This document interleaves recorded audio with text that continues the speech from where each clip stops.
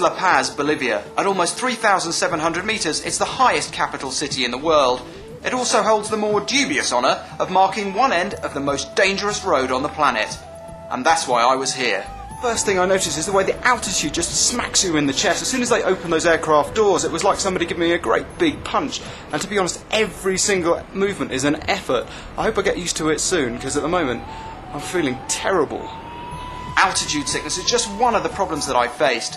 El Camino del Muerte, the death road, claims the lives of around 100 people every year. It clings precariously to the mountainside between La Paz and the town of Coroico in the thick jungle of the Yungas. The next day, I was woken by the sound of dancing in the streets, a promising start to my Bolivian adventure, and a charming traditional soundtrack as I headed out of La Paz.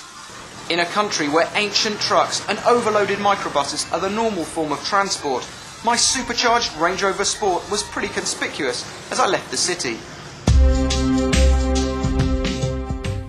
With the prospect of a 70-kilometre drive on a narrow track with sheer drops of over 1,000 metres and not a crash barrier in sight, it was reassuring to be behind the wheel of a car with impeccable credentials. But even Land Rover's legendary ability might not be enough to see me through, warned my guide Hugo. An experienced mountain climber, Hugo recommended we sort out a sorcerer. Yeah, we need to bless our car, to go down on this road, because it's the death road, we need all the help that we can. Esteban, the sorcerer, then conducted a bizarre ritual to bless my journey. He prepared effigies of cars and trucks and a horrific-looking desiccated chicken. He asked me to sprinkle coca leaves on this peculiar pile. Then he built a fire and burnt the lot. Then he broke out the beer, advising me to get drunk before attempting the crossing. Funnily enough, I declined, and we sprayed it around the fire instead. I headed off, a few dollars lighter, but with the gods on my side.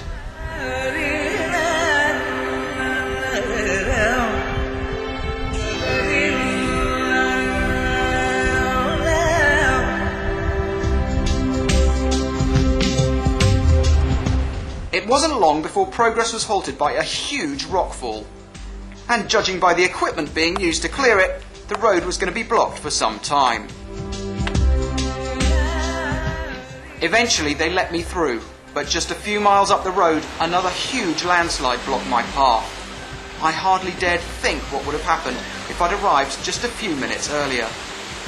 Maybe the sorcerer had done his job after all. This time the equipment was rather more impressive, and the road crew soon had the way clear.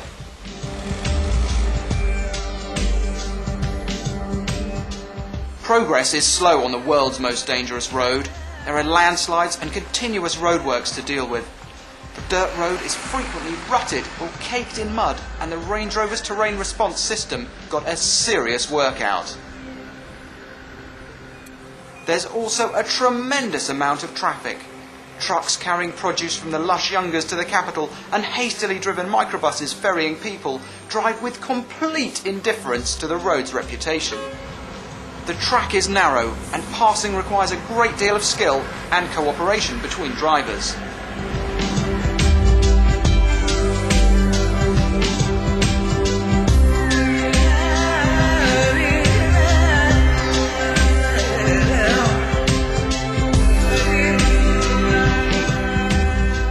It's not surprising that accidents happen. The drops are terrifying. A minor misjudgment and I'd be lost in the jungle hundreds of meters below. Memorials to those who have lost their lives are everywhere.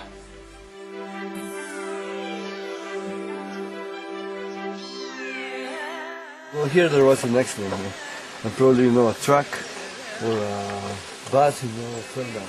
Come here, I will show you the clip.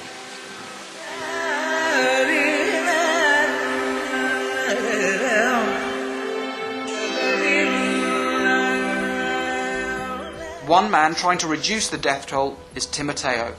In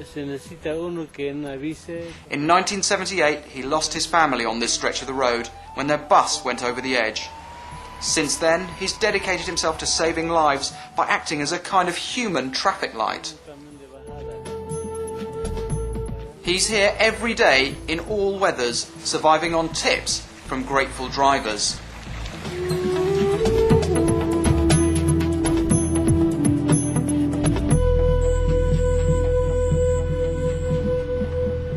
With Timoteo's help, I got past the most treacherous section of the road and completed my journey, and finally conquered the world's most dangerous road.